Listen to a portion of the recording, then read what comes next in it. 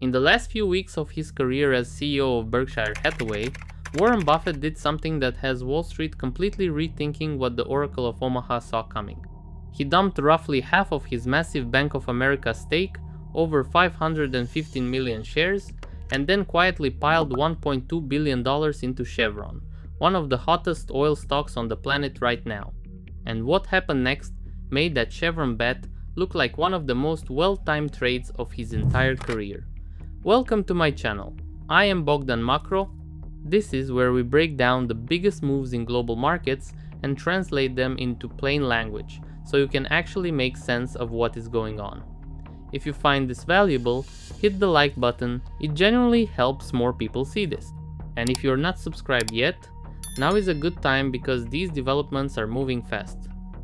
So let's start with the Bank of America sell-off, because the timeline on this is really important. According to SEC Form 4 filings, Buffett started pressing the sell button on Bank of America on July 17, 2024. We know the exact date because Berkshire held more than a 10% stake in the company, which triggers mandatory disclosure within 2 business days of any transaction. And from that date through his final day as CEO on December 31, 2025, Buffett authorized the sale of approximately 515 million shares of Bank of America. That is roughly half of a position that once topped 1.03 billion shares. Let me translate that for you. At the midpoint of 2024, Bank of America was one of Berkshire's largest holdings, valued at north of $41 billion. By the time Buffett walked out the door, he had slashed it by about 50% across 6 consecutive quarters of selling. Now, why does this matter? The obvious explanation is profit-taking. During Berkshire's annual shareholder meeting in May 2024, Buffett openly discussed his view that corporate income tax rates were likely headed higher in the future. He was talking about Apple at the time, but Bank of America was sitting on similarly enormous unrealized gains. Berkshire originally got into Buffett through preferred shares purchased in August 2011, when the common stock was trading at a 62% discount to its book value.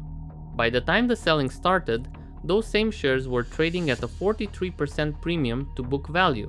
So the bargain that originally attracted Buffett had completely evaporated. But profit-taking probably does not tell the full story. There is a second layer here. Bank of America is arguably the most interest rate sensitive of all the major money center banks. When the Federal Reserve aggressively hiked rates from March 2022 through July 2023, no bank benefited more in terms of net interest income. That was a tailwind. But with the Fed shifting to a rate easing cycle, that same sensitivity becomes a headwind. Buffett reportedly saw that the conditions that had supercharged Buffett's earnings were fading, and the valuation no longer justified the exposure. And here is where the context gets bigger. The Bank of America sales were not happening in isolation. Berkshire was a net seller of equities for 13 consecutive quarters from October 2022 through December 2025. According to filings and earnings reports, approximately $187 billion worth of stock was sold during that stretch. Meanwhile, Berkshire's cash pile ballooned to a record $381.7 billion by the end of the third quarter of 2025. That is not a rounding error. That is a fortress of dry powder that Buffett deliberately built before handing over the keys to his successor, Greg Abel. Now let me pivot to the buy side, because this is where things get really interesting. In the fourth quarter of 2025, Buffett's final quarter as CEO, Berkshire's 13F filing disclosed the purchase of 8,091,570 shares of Chevron. That brought the total Chevron position to approximately 130 million shares, making it about 7.24% of Berkshire's entire equity portfolio and one of its top 5 holdings, valued at around $19.8 billion at the time. Chevron stock had a relatively quiet 2025. It rose only about 1.5% for the full year even as the company delivered record levels of oil and gas production. Brent crude averaged only about $64 per barrel in the fourth quarter of 2025, which weighed on the entire energy sector. So at the time Buffett was buying, Chevron looked like a value play, a company with record output, record shareholder returns, and a stock price that had gone essentially nowhere. Now separately, each of these moves is interesting on its own. Selling an overvalued bank stock in a falling rate environment, buying a cheap energy stock with record production, fine. But together, they tell you everything about what Warren Buffett was positioning for in his final act as CEO. Because here is what happened next. On February 28, 2026, US and Israeli forces launched military operations against Iran. Within days, Iran effectively closed the Strait of Hormuz, the narrow waterway through which approximately 20% of the world's liquid petroleum normally flows every single day. Oil tanker traffic through the strait reportedly dropped to 4 vessels on the first day of the conflict, down from an average of 24 per day. The supply shock was immediate and massive. Brent crude surged roughly 57% in March alone, reaching highs of nearly $120 per barrel. WTI crude rocketed 49% to just under $100 a barrel. Chevron stock soared 36% from the start of 2026 through late March. That $1.2 billion purchase from a few months earlier was suddenly looking like one of the best timed energy bets in recent memory. Now, I am not alleging that Buffett had any foreknowledge of a military conflict. Nobody is saying that.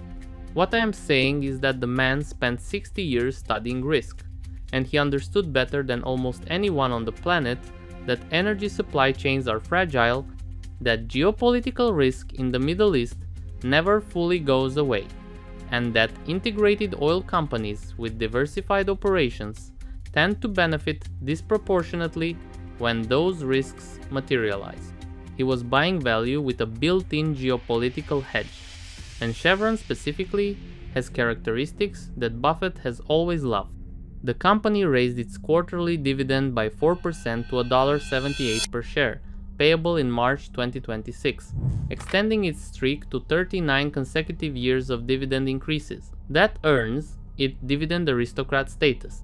According to company filings, Chevron returned a record $26 billion to shareholders in 2025 through dividends and buybacks combined, an 18% increase over the prior year. Its share count has been reduced by nearly 12% through buyback programs. For someone like Buffett, who has always favored companies that return capital to shareholders while maintaining strong cash flow, Chevron checks every box. There is also the structural advantage of Chevron's integrated model. It is not just a drilling company. It operates transmission pipelines, chemical plants, and refineries. Those midstream and downstream assets generate predictable cash flow even when crude prices decline. They act as a hedge within the business itself. And when oil prices spike, as they have dramatically since February, the high-margin upstream drilling segment captures an outsized share of the upside. Even Chevron's own CEO, Mike Wirth, stated at the CERAWeek conference in late March that, according to CNBC's reporting, the oil futures market has not fully priced in the scale of the supply disruption. He reportedly warned that there are real physical manifestations of the Strait of Hormuz closure working their way through the global system. That is the CEO of one of the largest oil companies in the world, saying the situation is worse than the market thinks. So, what happens from here? I am not going to sit here and give you a price target on Chevron or tell you where oil is going next month, because nobody knows how this conflict resolves. What I will say is that there are really two scenarios to consider. If the Strait of Hormuz reopens relatively quickly, crude prices could pull back and Chevron gives up some of those gains, but the company still has record production, a growing dividend, and a break-even reportedly below $50. Brent, it survives and keeps paying you. If the strait stays closed for an extended period, Analysts at places like BCA Research have estimated that the supply loss could double by mid-April to roughly 10 million barrels per day, and some are warning of prices potentially reaching $150 to $200 per barrel. In that scenario, energy stocks, and Chevron in particular, could have significantly more room to run. Buffett stepped down on December 31st, 2025 after 60 years at the helm, and Greg Abel officially took over as CEO on January 1st, 2026. But the portfolio that Buffett left behind, lighter on overvalued financials, heavier on cash-rich energy producers, sitting on top of a record pile of nearly $382 billion in dry powder, that portfolio was positioned for exactly the kind of environment we are living through right now. Here is my question for you. Given that Brent crude has already surged past $100 a barrel, and some analysts are warning about $200 if the Strait of Hormuz remains closed, do you think Buffett's successor Greg Abel should be adding even more to the Chevron position right now, or is the easy money already made? Drop your answer in the comments. I genuinely want to hear what you think. If you found this breakdown useful, send it to one person who needs to see it. Sometimes the most important developments are the ones that don't make the front page until it is too late. If you're not subscribed, hit that button so you don't miss the next one. Thank you for watching. I will see you in the next video.